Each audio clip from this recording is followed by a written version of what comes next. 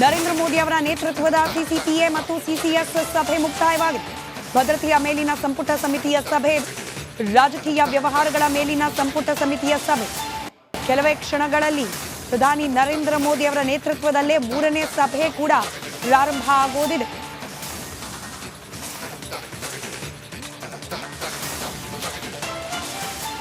Details ನಮ್ಮ ಪ್ರತಿನಿಧಿ ರಂಜಿತ್ ನೀಡ್ತಾ ಇದ್ರು. ರಂಜಿತ್, ನೋಡಿ, ಬ್ಯಾಕ್ ಟು ಬ್ಯಾಕ್ ಮೀಟಿಂಗ್, ಬೆಳಗಿನಿಂದ 2 ಮಹತ್ವದ ಮೀಟಿಂಗ್ ಆಗಿದೆ. ಹಾಗೆ ಇದೀಗ ಮೂರನೇ ಮೀಟಿಂಗ್ ಕೆಲವೇ ಕ್ಷಣದಲ್ಲಿ ಪ್ರಾರಂಭ ಆಗಲಿರೋದು. ಇದರ ಜೊತೆಗೆ ಆನ್ ಗ್ರೌಂಡ್ ಕೂಡ ಸೇನಾ ಕಾರ್ಯಾಚರಣೆ ತ್ವರಿತಗತಿಯಲ್ಲಿ ನಡೀತಾ ಇರೋದನ್ನ ಕೂಡ ನೀವು ಗಮನಿಸ್ತಾ ಇದ್ದೀರಿ.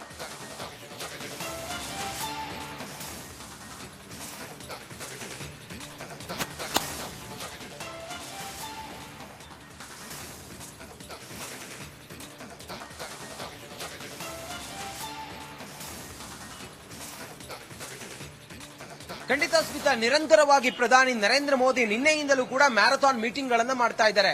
ಇವತ್ತಿನ ಮೀಟಿಂಗ್ ಬಹಳ ಪ್ರಮುಖವಾಗಿದೆ. ನಿನ್ನೆ ಸಶಸ್ತ್ರ ಪಡೆಯ ಸೇನಾ ಮುಖ್ಯಸ್ಥರ ಜೊತೆಯಲ್ಲಿ ಸಭೆಯನ್ನ ಮಾಡಿದಂತ ಪ್ರಧಾನಿ ನರೇಂದ್ರ ಮೋದಿ ಇವತ್ತು ಹಣಕಾಸು ಸಚಿವರ ಜೊತೆಗೆ, ಹಾಗೆ ವಿದೇಶಾಂಗ ಸಚಿವರ ಜೊತೆಗೆ, ಹಾಗೆ ರಕ್ಷಣಾ ಸಚಿವರ ಜೊತೆಗೆ, ಹಾಗೆ ರಕ್ಷಣಾ ಸಚಿವರು, ಹೋಮ್ ಮಿನಿಸ್ಟರ್ ಸೇರಿದಂತೆ ಭದ್ರತಾ ಸಲಹೆಗಾರರ ಜೊತೆಗೆ ಮೀಟಿಂಗ್ ಅನ್ನ ಮಾಡ್ತಾ ಇದ್ದಾರೆ.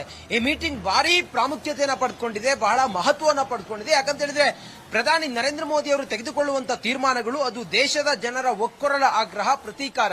ಈ ಪ್ರತೀಕಾರದ ವಿಚಾರವಾಗಿ ಪರಮಾಧಿಕಾರವನ್ನ ಸೇನೆಗೆ ಪ್ರಧಾನಿ ನರೇಂದ್ರ ಮೋದಿ ಅವರು ನೀಡಿ ಆದ ನಂತರ, ನಿನ್ನೆ ಮೀಟಿಂಗ್ ನಲ್ಲಿ ಹೇಳಿ ಆದ ನಂತರ ಈಗ ತೆಗೆದುಕೊಳ್ಳುವಂತಹ ನಿರ್ಧಾರಗಳಿದೆಯಲ್ಲ, ಅಟ್ಯಾಕ್ ಆದ ನಂತರ ನಾವು ಹೇಗೆ ಜಾಗತಿಕವಾಗಿ ನಮ್ಮನ್ನ ಸಮರ್ಥಿಸಿಕೊಳ್ಳಬೇಕು, ಮತ್ತೆ ರಾಜತಾಂತ್ರಿಕವಾಗಿ ಪಾಕಿಸ್ತಾನವನ್ನ ಕಟ್ಟಿಹಾಕುವಂತ ತೀರ್ಮಾನಗಳು, ಇದೆಲ್ಲದರ ಕುರಿತಾಗಿ ಬೆಳಿಗ್ಗೆಯಿಂದ 2 ಮೀಟಿಂಗ್ ಪ್ರಧಾನಿ ನರೇಂದ್ರ ಮೋದಿ ಅವರ ಮನೆಯಲ್ಲಾಗಿದೆ. ಇನ್ನೂ ಬಂದ್ ಮಾಡುವಂತ ಕೆಲಸಗಳು ಆಗ್ತಾ ಇದಾವೆ. ಕ್ಷಣಕ್ಕೂ ಅಡಿಗಡಿಗೂ ರಸ್ತೆಗಳಲ್ಲಿ ಸೇನಾ ಬಂಕರ್ಗಳು ಓಡಾಡ್ತಾ ಇದ್ದಾವೆ. ಸಿಆರ್ಪಿಎಫ್ ನ ಯೋಧರು ಓಡಾಡ್ತಾ ಇದ್ದಾರೆ. ವಿತ್ ಗನ್ ಹಿಡ್ಕೊಂಡು, ಗನ್ನ ಆ ಟ್ರಿಗರ್ ಮೇಲೆ ಕೈ ಹಿಡ್ಕೊಂಡು ಕಾಯ್ತಾ ಇರುವಂತಹ ಯೋಧರನ್ನ ಕಾಣ್ತಾ ಇದೀವಿ. ಮತ್ತೊಂದು ಕಡೆಯಲ್ಲಿ ಭಾರತದ ಗಡಿಯಲ್ಲಿ ಸಮರಾಭ್ಯಾಸವೂ ಕೂಡ ನಿರಂತರವಾಗಿ ನಡೀತಾ ಇದೆ. 7ನೇ ದಿನ ಪಾಕಿಸ್ತಾನ ಕದನ ವಿರಾಮವನ್ನು ಉಲ್ಲಂಘಿಸಿ ರಾತ್ರಿ ಎಲ್ಲವೂ ಕುಪ್ವಾರ ಸೇರಿದಂತೆ ಪೂಂಚ್ ಕೆಲವು ಕಡೆಗಳಲ್ಲಿ ಗುಂಡಿನ ದಾಳಿಯನ್ನ ಮಾಡಿದೆ. ಭಾರತವೂ ಕೂಡ ಅದಕ್ಕೆ ಸರಿಯಾದ ಪ್ರತ್ಯುತ್ತರವನ್ನು ಕೊಟ್ಟಿದೆ ಅನ್ನೋದ್ರ ಬಗ್ಗೆಯೂ ಕೂಡ ಮಾಹಿತಿ ಲಭ್ಯ ಆಗಿದೆ. ಇದು ಭಯೋತ್ಪಾದನೆ ವಿರುದ್ಧದ ಹೋರಾಟದ ಮಹತ್ವವಾದಂತಹ ತಿರುವು. ಇಲ್ಲಿಂದ ಇನ್ನು ಮುಂದೆ ಭಯೋತ್ಪಾದಕರು ನಮ್ಮತ್ತ ಯೋಚನೆ ಮಾಡೋದಕ್ಕೂ ಕೂಡ ಭಯ ಪಡಬೇಕು ಅನ್ನೋ ರೀತಿಯಲ್ಲೂ ಕೂಡ ಒಂದಿಷ್ಟು ಕೆಲಸ ಕಾರ್ಯಗಳಾಗ್ತಾ ಇದೆ. ನರೇಂದ್ರ ಮೋದಿ ಅವರ ನೇತೃತ್ವದ ಸಿಸಿಪಿಎ ಮತ್ತು ಸಿಸಿಎಸ್ ಸಭೆ ಮುಕ್ತಾಯವಾಗಿದೆ. ಭದ್ರತೆಯ ಮೇಲಿನ ಸಂಪುಟ ಸಮಿತಿಯ ಸಭೆ, ರಾಜಕೀಯ ವ್ಯವಹಾರಗಳ ಮೇಲಿನ ಸಂಪುಟ ಸಮಿತಿಯ ಸಭೆ ಕೆಲವೇ ಕ್ಷಣಗಳಲ್ಲಿ ಪ್ರಧಾನಿ ನರೇಂದ್ರ ಮೋದಿ ಅವರ ನೇತೃತ್ವದಲ್ಲೇ ಮೂರನೇ ಸಭೆ ಕೂಡ ಪ್ರಾರಂಭ ಆಗೋದಿದೆ.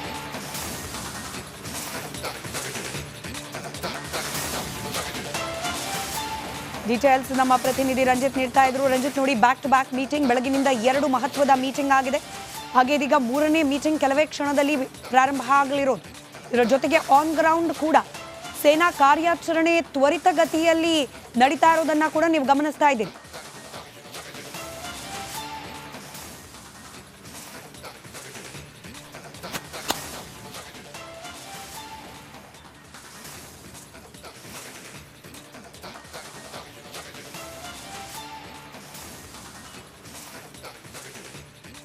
ಖಂಡಿತ ಸ್ಮಿತಾ, ನಿರಂತರವಾಗಿ ಪ್ರಧಾನಿ ನರೇಂದ್ರ ಮೋದಿ ನಿನ್ನೆಯಿಂದಲೂ ಕೂಡ ಮ್ಯಾರಥಾನ್ ಮೀಟಿಂಗ್ ಗಳನ್ನ ಮಾಡ್ತಾ ಇದ್ದಾರೆ.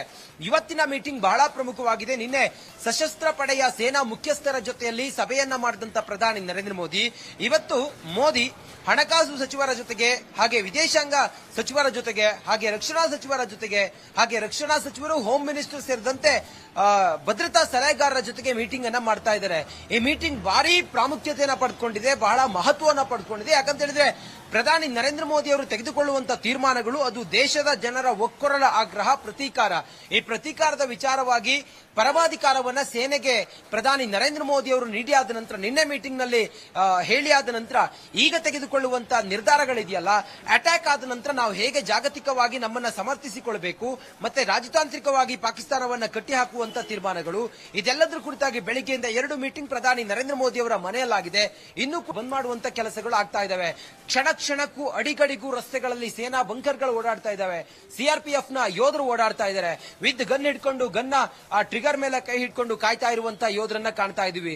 ಮತ್ತೊಂದು ಕಡೆಯಲ್ಲಿ ಭಾರತದ ಗಡಿಯಲ್ಲಿ ಸಮರಾಭ್ಯಾಸವೂ ಕೂಡ ನಿರಂತರವಾಗಿ ನಡೀತಾ ಇದೆ. 7ನೇ ದಿನ ಪಾಕಿಸ್ತಾನ ಕದನ ವಿರಾಮವನ್ನು ಉಲ್ಲಂಘಿಸಿ ರಾತ್ರಿ ಎಲ್ಲವೂ ಕುಪ್ವಾರ ಸೇರಿದಂತೆ ಪೂಂಚ್ ಕೆಲವು ಕಡೆಗಳಲ್ಲಿ ಗುಂಡಿನ ದಾಳಿಯನ್ನ ಮಾಡಿದೆ. ಭಾರತವೂ ಕೂಡ ಅದಕ್ಕೆ ಸರಿಯಾದ ಪ್ರತ್ಯುತ್ತರವನ್ನು ಕೊಟ್ಟಿದೆ ಅನ್ನೋದ್ರ ಬಗ್ಗೆಯೂ ಕೂಡ ಮಾಹಿತಿ ಲಭ್ಯ ಆಗಿದೆ.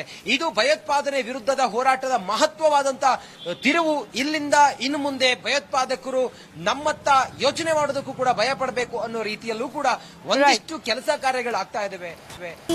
ನರೇಂದ್ರ ಮೋದಿ ಅವರ ನೇತೃತ್ವದ ಸಿಸಿಪಿಎ ಮತ್ತು ಸಿಸಿಎಸ್ ಸಭೆ ಮುಕ್ತಾಯವಾಗಿದೆ. ಭದ್ರತೆಯ ಮೇಲಿನ ಸಂಪುಟ ಸಮಿತಿಯ ಸಭೆ, ರಾಜಕೀಯ ವ್ಯವಹಾರಗಳ ಮೇಲಿನ ಸಂಪುಟ ಸಮಿತಿಯ ಸಭೆ ಕೆಲವೇ ಕ್ಷಣಗಳಲ್ಲಿ ಪ್ರಧಾನಿ ನರೇಂದ್ರ ಮೋದಿ ಅವರ ನೇತೃತ್ವದಲ್ಲೇ 3ನೇ ಸಭೆ ಕೂಡ ಪ್ರಾರಂಭ ಆಗೋದಿದೆ.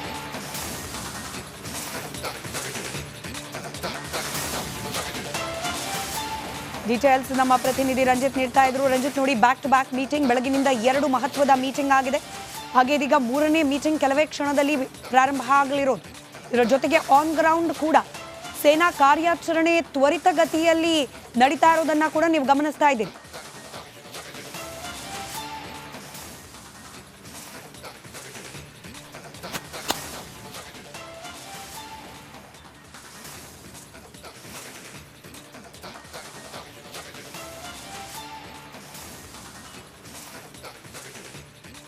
ಖಂಡಿತ ಸ್ಮಿತಾ, ನಿರಂತರವಾಗಿ ಪ್ರಧಾನಿ ನರೇಂದ್ರ ಮೋದಿ ನಿನ್ನೆಯಿಂದಲೂ ಕೂಡ ಮ್ಯಾರಥಾನ್ ಮೀಟಿಂಗ್ ಗಳನ್ನ ಮಾಡ್ತಾ ಇದ್ದಾರೆ. ಇವತ್ತಿನ ಮೀಟಿಂಗ್ ಬಹಳ ಪ್ರಮುಖವಾಗಿದೆ. ನಿನ್ನೆ ಸಶಸ್ತ್ರ ಪಡೆಯ ಸೇನಾ ಮುಖ್ಯಸ್ಥರ ಜೊತೆಯಲ್ಲಿ ಸಭೆಯನ್ನ ಮಾಡಿದಂತ ಪ್ರಧಾನಿ ನರೇಂದ್ರ ಮೋದಿ ಇವತ್ತು ಹಣಕಾಸು ಸಚಿವರ ಜೊತೆಗೆ, ಹಾಗೆ ವಿದೇಶಾಂಗ ಸಚಿವರ ಜೊತೆಗೆ, ಹಾಗೆ ರಕ್ಷಣಾ ಸಚಿವರ ಜೊತೆಗೆ, ಹಾಗೆ ರಕ್ಷಣಾ ಸಚಿವರು, ಹೋಮ್ ಮಿನಿಸ್ಟರ್ ಸೇರಿದಂತೆ ಭದ್ರತಾ ಸಲಹೆಗಾರರ ಜೊತೆಗೆ ಮೀಟಿಂಗ್ ಅನ್ನ ಮಾಡ್ತಾ ಇದ್ದಾರೆ. ಈ ಮೀಟಿಂಗ್ ಭಾರಿ ಪ್ರಾಮುಖ್ಯತೆಯನ್ನ ಪಡೆದುಕೊಂಡಿದೆ, ಬಹಳ ಮಹತ್ವವನ್ನು ಪಡೆದುಕೊಂಡಿದೆ. ಯಾಕಂತ ಹೇಳಿದ್ರೆ ಪ್ರಧಾನಿ ನರೇಂದ್ರ ಮೋದಿ ಅವರು ತೆಗೆದುಕೊಳ್ಳುವಂತಹ ತೀರ್ಮಾನಗಳು ಅದು ದೇಶದ ಜನರ ಒಕ್ಕೊರಲ ಆಗ್ರಹ, ಪ್ರತೀಕಾರ. ಈ ಪ್ರತೀಕಾರದ ವಿಚಾರವಾಗಿ ಪರಮಾಧಿಕಾರವನ್ನ ಸೇನೆಗೆ ಪ್ರಧಾನಿ ನರೇಂದ್ರ ಮೋದಿ ಅವರು ನೀಡಿ ಆದ ನಂತರ, ನಿನ್ನೆ ಮೀಟಿಂಗ್ ನಲ್ಲಿ ಹೇಳಿ ಆದ ನಂತರ ಈಗ ತೆಗೆದುಕೊಳ್ಳುವಂತಹ ನಿರ್ಧಾರಗಳಿದೆಯಲ್ಲ, ಅಟ್ಯಾಕ್ ಆದ ನಂತರ ನಾವು ಹೇಗೆ ಜಾಗತಿಕವಾಗಿ ನಮ್ಮನ್ನ ಸಮರ್ಥಿಸಿಕೊಳ್ಳಬೇಕು, ಮತ್ತೆ ರಾಜತಾಂತ್ರಿಕವಾಗಿ ಪಾಕಿಸ್ತಾನವನ್ನ ಕಟ್ಟಿಹಾಕುವಂತ ತೀರ್ಮಾನಗಳು, ಇದೆಲ್ಲದರ ಕುರಿತಾಗಿ ಬೆಳಿಗ್ಗೆಯಿಂದ 2 ಮೀಟಿಂಗ್ ಪ್ರಧಾನಿ ನರೇಂದ್ರ ಮೋದಿ ಅವರ ಮನೆಯಲ್ಲಾಗಿದೆ. ಇನ್ನೂ ಬಂದ್ ಮಾಡುವಂತ ಕೆಲಸಗಳು ಆಗ್ತಾ ಇದಾವೆ. ಕ್ಷಣಕ್ಕೂ ಅಡಿಗಡಿಗೂ ರಸ್ತೆಗಳಲ್ಲಿ ಸೇನಾ ಬಂಕರ್ಗಳು ಓಡಾಡ್ತಾ ಇದ್ದಾವೆ. ಸಿಆರ್ಪಿಎಫ್ ನ ಯೋಧರು ಓಡಾಡ್ತಾ ಇದ್ದಾರೆ. ವಿತ್ ಗನ್ ಹಿಡ್ಕೊಂಡು ಗನ್ನ ಆ ಟ್ರಿಗರ್ ಮೇಲೆ ಕೈ ಹಿಡ್ಕೊಂಡು ಕಾಯ್ತಾ ಇರುವಂತಹ ಯೋಧರನ್ನ ಕಾಣ್ತಾ ಇದೀವಿ. ಮತ್ತೊಂದು ಕಡೆಯಲ್ಲಿ ಭಾರತದ ಗಡಿಯಲ್ಲಿ ಸಮರಾಭ್ಯಾಸವೂ ಕೂಡ ನಿರಂತರವಾಗಿ ನಡೀತಾ ಇದೆ. 7ನೇ ದಿನ ಪಾಕಿಸ್ತಾನ ಕದನ ವಿರಾಮವನ್ನು ಉಲ್ಲಂಘಿಸಿ ರಾತ್ರಿ ಎಲ್ಲವೂ ಕುಪ್ವಾರ ಸೇರಿದಂತೆ ಪೂಂಚ್ ಕೆಲವು ಕಡೆಗಳಲ್ಲಿ ಗುಂಡಿನ ದಾಳಿಯನ್ನ ಮಾಡಿದೆ. ಭಾರತವೂ ಕೂಡ ಅದಕ್ಕೆ ಸರಿಯಾದ ಪ್ರತ್ಯುತ್ತರವನ್ನು ಕೊಟ್ಟಿದೆ ಅನ್ನೋದ್ರ ಬಗ್ಗೆಯೂ ಕೂಡ ಮಾಹಿತಿ ಲಭ್ಯ ಆಗಿದೆ. ಇದು ಭಯೋತ್ಪಾದನೆ ವಿರುದ್ಧದ ಹೋರಾಟದ ಮಹತ್ವವಾದಂತಹ ತಿರುವು. ಇಲ್ಲಿಂದ ಇನ್ನು ಮುಂದೆ ಭಯೋತ್ಪಾದಕರು ನಮ್ಮತ್ತ ಯೋಚನೆ ಮಾಡೋದಕ್ಕೂ ಕೂಡ ಭಯ ಪಡಬೇಕು ಅನ್ನೋ ರೀತಿಯಲ್ಲೂ ಕೂಡ ಒಂದಿಷ್ಟು ಕೆಲಸ ಕಾರ್ಯಗಳಾಗ್ತಾ ಇದೆ. ನರೇಂದ್ರ ಮೋದಿ ಅವರ ನೇತೃತ್ವದ ಸಿಸಿಪಿಎ ಮತ್ತು ಸಿಸಿಎಸ್ ಸಭೆ ಮುಕ್ತಾಯವಾಗಿದೆ. ಭದ್ರತೆಯ ಮೇಲಿನ ಸಂಪುಟ ಸಮಿತಿಯ ಸಭೆ, ರಾಜಕೀಯ ವ್ಯವಹಾರಗಳ ಮೇಲಿನ ಸಂಪುಟ ಸಮಿತಿಯ ಸಭೆ ಕೆಲವೇ ಕ್ಷಣಗಳಲ್ಲಿ ಪ್ರಧಾನಿ ನರೇಂದ್ರ ಮೋದಿ ಅವರ ನೇತೃತ್ವದಲ್ಲೇ 3ನೇ ಸಭೆ ಕೂಡ ಪ್ರಾರಂಭ ಆಗೋದಿದೆ.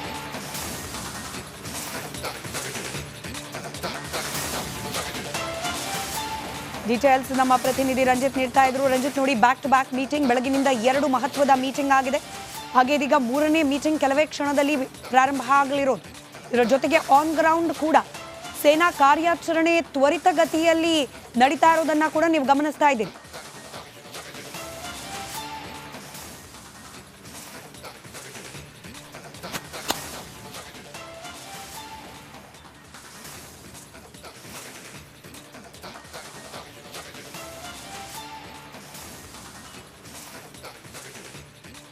ಖಂಡಿತ ಸ್ಮಿತಾ, ನಿರಂತರವಾಗಿ ಪ್ರಧಾನಿ ನರೇಂದ್ರ ಮೋದಿ ನಿನ್ನೆಯಿಂದಲೂ ಕೂಡ ಮ್ಯಾರಥಾನ್ ಮೀಟಿಂಗ್ ಗಳನ್ನ ಮಾಡ್ತಾ ಇದ್ದಾರೆ.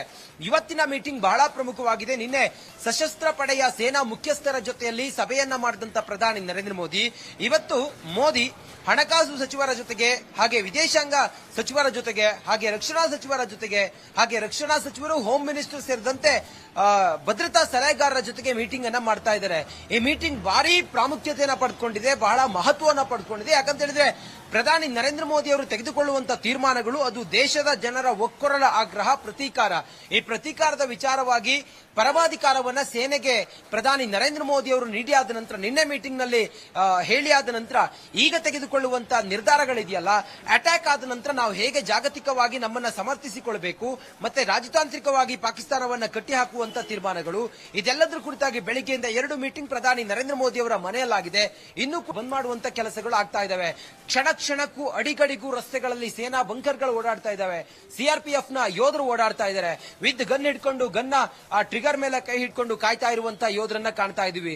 ಮತ್ತೊಂದು ಕಡೆಯಲ್ಲಿ ಭಾರತದ ಗಡಿಯಲ್ಲಿ ಸಮರಾಭ್ಯಾಸವೂ ಕೂಡ ನಿರಂತರವಾಗಿ ನಡೀತಾ ಇದೆ. 7ನೇ ದಿನ ಪಾಕಿಸ್ತಾನ ಕದನ ವಿರಾಮವನ್ನು ಉಲ್ಲಂಘಿಸಿ ರಾತ್ರಿ ಎಲ್ಲವೂ ಕುಪ್ವಾರ ಸೇರಿದಂತೆ ಪೂಂಚ್ ಕೆಲವು ಕಡೆಗಳಲ್ಲಿ ಗುಂಡಿನ ದಾಳಿಯನ್ನ ಮಾಡಿದೆ. ಭಾರತವೂ ಕೂಡ ಅದಕ್ಕೆ ಸರಿಯಾದ ಪ್ರತ್ಯುತ್ತರವನ್ನು ಕೊಟ್ಟಿದೆ ಅನ್ನೋದ್ರ ಬಗ್ಗೆಯೂ ಕೂಡ ಮಾಹಿತಿ ಲಭ್ಯ ಆಗಿದೆ.